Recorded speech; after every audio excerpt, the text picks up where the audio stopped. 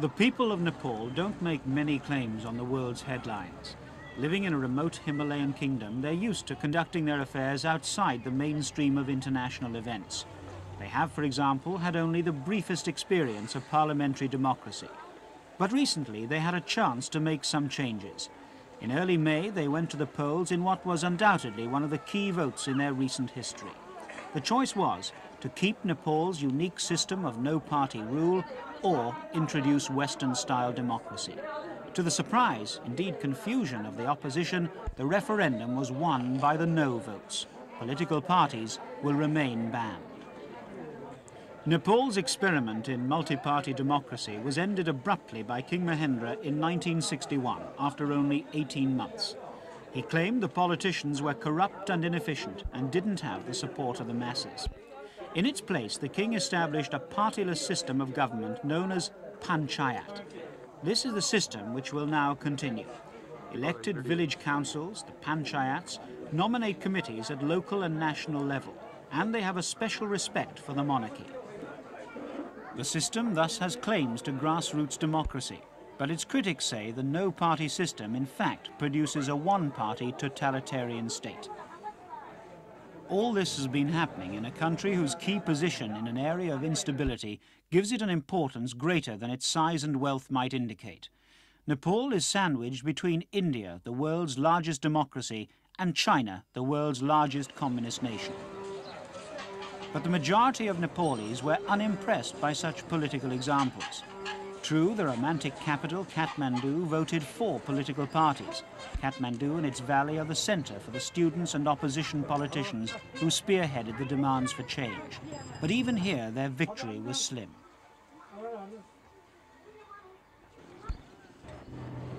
The final vote was close, and it followed a long campaign which lasted a full year.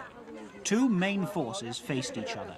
On one side, the opposition, a multi-party grouping led by the Nepali Congress Party, and on the other, the supporters of the monarchy and the panchayat system. The multi-party campaigners made their greatest efforts and found their greatest response in the towns. Posters in Kathmandu attacked nepotism and corruption, which they claimed were bred by the panchayat system. The panchayat supporters painted party democracy as a threat to Nepal's sovereignty and independence. Parties, it was claimed, would undermine the monarchy and traditional Nepali institutions. The Hindu cross appeared everywhere as they built up religious and nationalist fervour. For its supporters, the panchayat system is distinctly Nepalese. At the village level, the panchayat consists of 11 elected members, plus 2 nominated by central government. They meet to hammer out issues concerning the local community. In recent years, the king has tried to use them as a vehicle for rural development as part of his Back to the Village national campaign. This meeting was concerned with the building of a local road.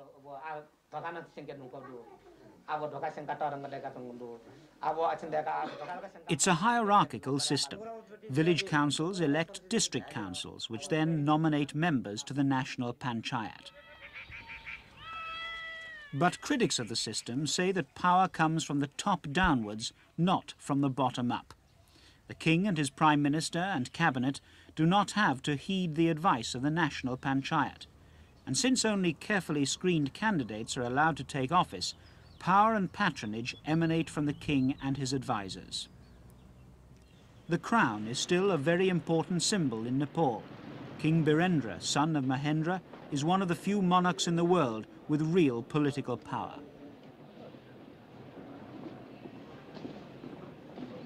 The king, seen here at a reception for Chinese Vice Premier Deng Xiaoping 2 years ago, is not merely the titular head of state, but the guiding figure in his country's development. Educated at Eton and Harvard, King Birendra has had a hard struggle to develop his predominantly rural and subsistence economy. Most Nepalese work the land, and although Nepal is not as small as many imagine, it's larger than Greece, for example, much of the country is unfarmable mountains. For the 13 million Nepalese, it's a case of carving away the hillsides in order to obtain a meagre living. and even the small amount of land that is available for cultivation is threatened by overuse and soil erosion.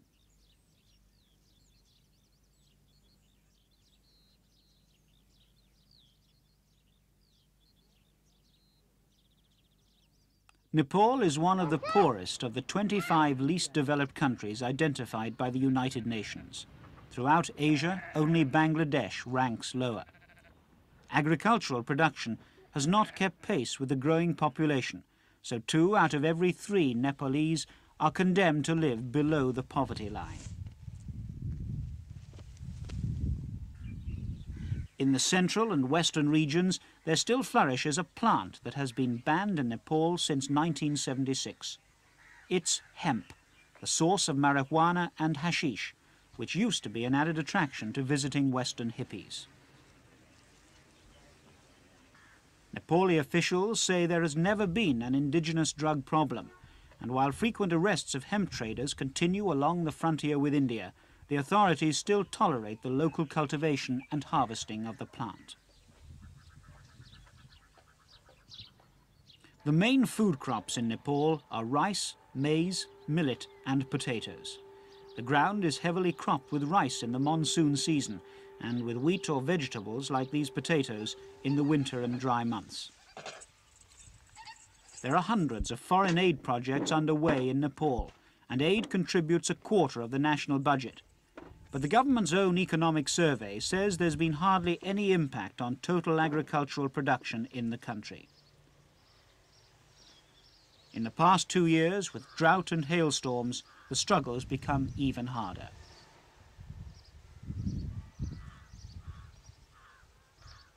The government's critics offer one simple explanation why foreign aid has not relieved the burden of the Nepalese peasant. Half the aid, they say, ends up in the pockets of the elite. Whatever the truth, life in this rugged kingdom has never been easy. The Nepalese are a mixture of peoples. Refugees from India joined earlier migrants from the same Aryan stock. These groups intermingle with Mongoloid tribes who entered Nepal from the north. Today, Nepal is a scattered patchwork of tribal regions.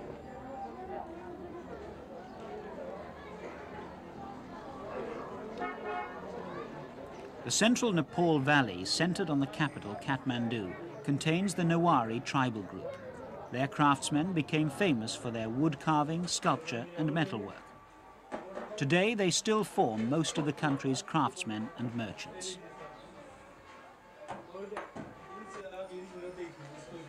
Craftsmen Nepal may possess, but wood, metal and minerals are all in short supply. Nepal's greatest resource are the streams and rivers which flow down from the high foothills of the Himalayas. Water means potential hydroelectric power, an energy source Nepal possesses in abundance. Although a land of outstanding natural beauty, Nepal is under considerable threat from the ravages of nature, principally erosion and floods. The once mighty forests have been decimated over the years because wood is the only natural fuel available. And with 60% of the population living in the mountains, other tracts of forest have been cut down in order to provide more farming and living areas. In the spring, the fields and terraces are dry and dusty. Then in June, the monsoons start, with 80% of the annual rainfall coming in 3 months. The hillsides are stripped of their topsoil, and saturation of the ground causes devastating landslides. The rains and rivers, however, are also being turned to the country's advantage. Several hydroelectric projects are being established throughout the country, many encouraged and supported by India, because floods have swept right down the Himalaya range into large areas of Uttar Pradesh, Bihar and Bengal. At monsoon time, of course, they will continue to do so, because even the biggest dams cannot cope with such huge masses of water. But the flooding damage will be lessened, and at the same time, Nepal will enjoy a supply of cheap electricity and pollution-free transport.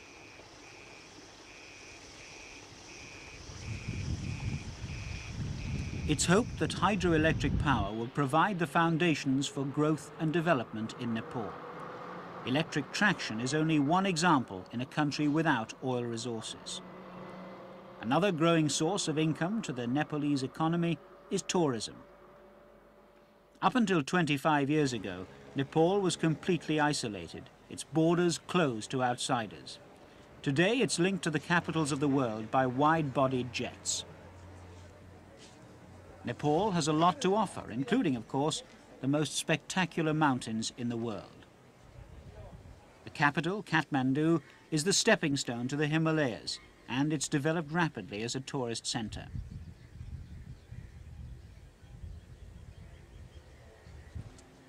In recent years, new hotels have sprung up to cater for the affluent Western mountaineer or the merely curious, attracted by Nepal's exotic culture. Nepal now possesses most of the elements the well-heeled tourists demand. A little adventure, but not too much. And naturally, a comfortable hotel room to return to after a day seeing the sights. The new wave of tourism to Nepal is quite different from the young hitchhiking Western youth who trekked to Nepal in the 60s and early 70s for spiritual fulfillment and cheap hashish. Today's tourists are more expensively dressed. They've flown in rather than walked. Relaxing in Nepal's temperate climate or playing tennis is often preferred to seeking out the swamis. With a resident tennis coach on hand so that you can practice your shots, it's really little different from any other luxury hotel on the international circuit.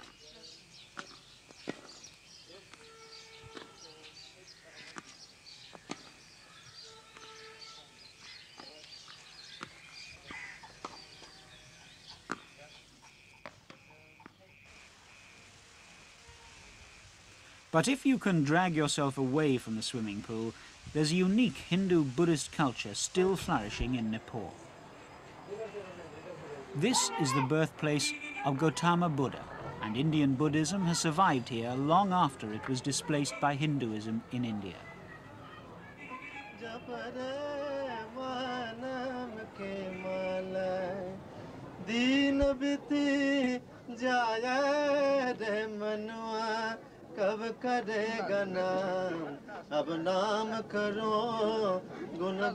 It's said that medieval Indian Buddhist culture has survived intact in Nepal. The all-seeing eyes of Buddhahood stare down from the temples.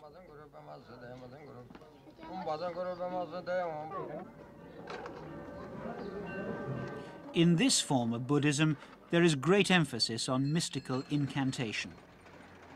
Prayer wheels are an important part of the ritual.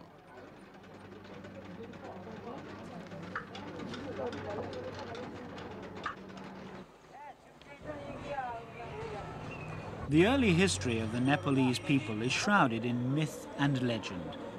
According to local folklore, the valley of Nepal was once a lake that was drained by the Saint Manjushri with one blow of his sword. Whether or not the Nepalese are the children of Manjushri, it is certain that until the 18th century, Nepal consisted of 3 kingdoms. They were united by this Gurkha chief, Prithvi Narayan Shah, the founder of modern Nepal. His descendants still retain power, and the Gurkhas' martial reputation has since spread throughout the world. Gurkha troops still form units within the British Army. But the maintenance of power by the Gurkha monarchy and ruling elite in Nepal has often meant a harsh rule. Many of the country's political leaders who fought the referendum campaign have spent long periods in prison. The decision by the king to hold a referendum on democracy came about after unrest and demonstrations in April last year. Mass arrests and imprisonment failed to silence the attacks on the undemocratic nature of the panchayat regime.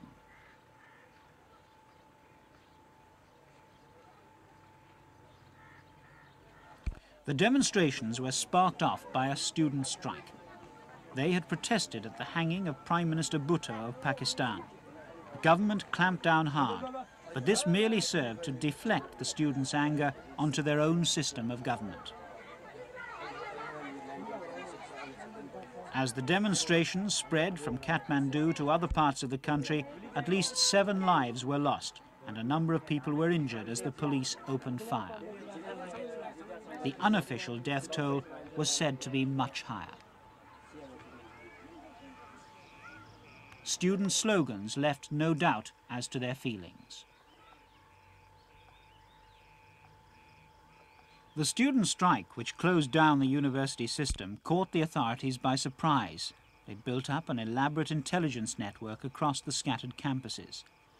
At first, the government tried to quell the movement by announcing educational reforms and appointing a royal commission to look into student grievances.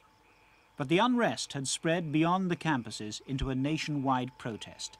In May last year, the king declared that the people would be given the opportunity to vote on how they wanted to be ruled.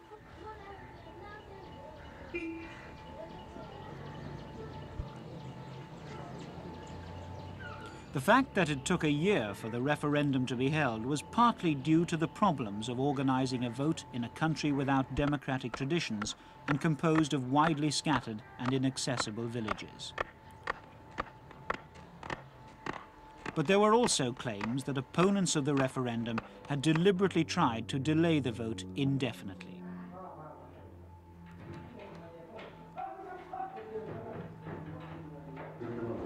Certainly, opponents of party democracy had almost ideal circumstances in which to conduct their campaign. The ban on political parties remained in force. A panchayat government retained power in Kathmandu, and the panchayat structure was intact across the countryside. In the end, the size of the panchayat's victory raised opposition fears about ballot rigging. The administration did, in fact, go to great lengths to show that the vote would be a fair test of popular opinion.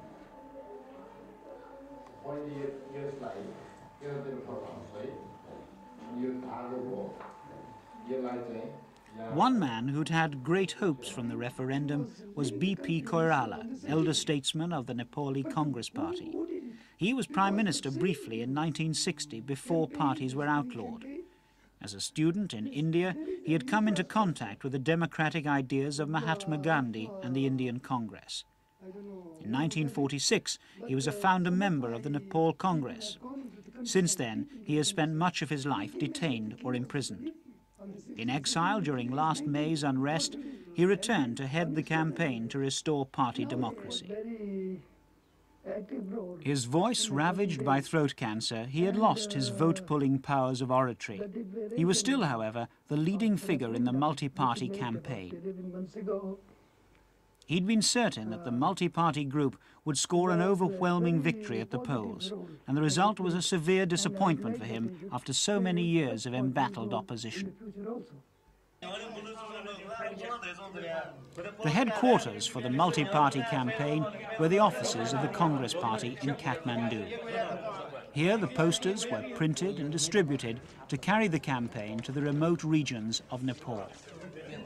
Although their support was strong in Kathmandu, the capital only carries 4% of the electorate. And in the country, multi-party supporters were never able to match the efforts of salaried officials of the panchayat system. Supervising the opposition campaign was Nepali Congress chairman Krishna Parshad.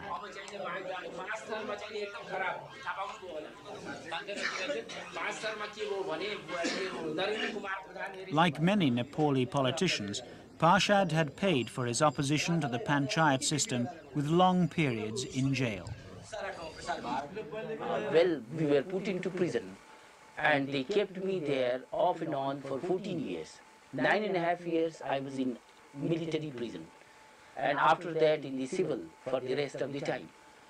So I think that our fight is actually for the freedom of men, you see. It is, of course, now limited to Nepal, of course. But, and then restoration of a political system which is democratic. We call it parliamentary democracy here. We are essentially, we are Democrats. And since we are revolutionaries also, we have fought with guns and we have fought with ballot papers. So we stand actually for freedom of men, and we stand for socialism too. That's why we are social democrats. We believe in democratic socialism and peaceful transformation of the society through parliamentary means. I would now... Campaigning to retain the panchayat system was Prime Minister Thapa. In this press conference with foreign journalists, the Prime Minister claimed that the people loved and supported the partyless panchayats. The referendum was highly unpopular with government officials who feared political oblivion. For this reason, many panchayat officials switched allegiance during the campaign to the multi-party faction. The government is fully prepared for any kind of eventuality. Even before the campaign began, the panchayat system was benefiting from a good deal of direct or indirect support from the government. In last year's budget, for example, 20 million rupees were allocated to the National Election Commission in what the opposition saw as a desperate attempt to prop up sagging morale among government officials. There's certainly an awareness that some change is needed. Panchayat members have themselves called for reform, and some moves have already been made in areas such as tax, land ownership and credit. The opposition claimed these reforms came far too late, but in the light of the results, that's a difficult argument to maintain.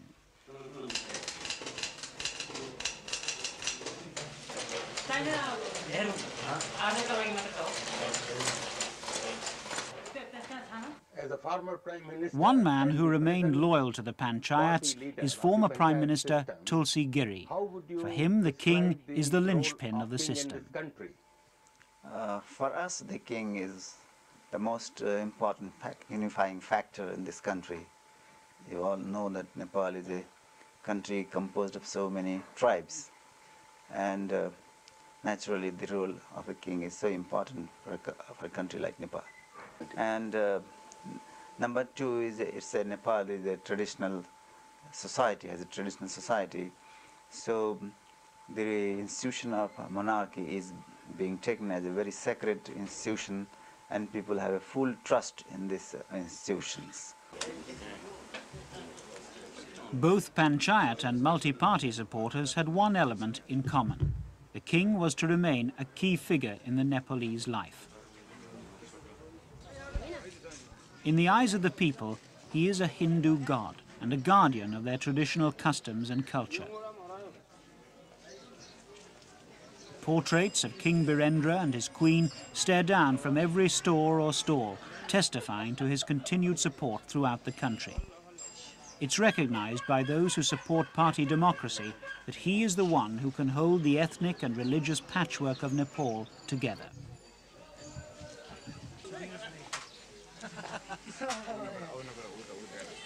Before the referendum, the king declared there'd be more reforms, whatever the outcome. But this is unlikely to satisfy the opposition, who insist that the panchayat monarchy system inevitably breeds corruption and inefficiency. The question is, will the opposition accept more long years without a say in government? In their eyes, the panchayat system has proved a poor means of coping with Nepal's problems, both economic and political.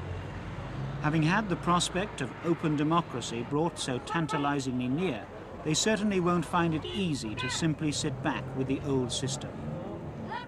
There's certainly a possibility that Nepal will become more sensitive to the big power politics that now swirl above its head like the winds through the Himalayan peaks. Nepal is not, and surely never will be, a bone of contention such as Afghanistan. But the recent events in Afghanistan have shown that in this part of Asia there are no countries, however poor or remote, that the rest of the world can afford to ignore.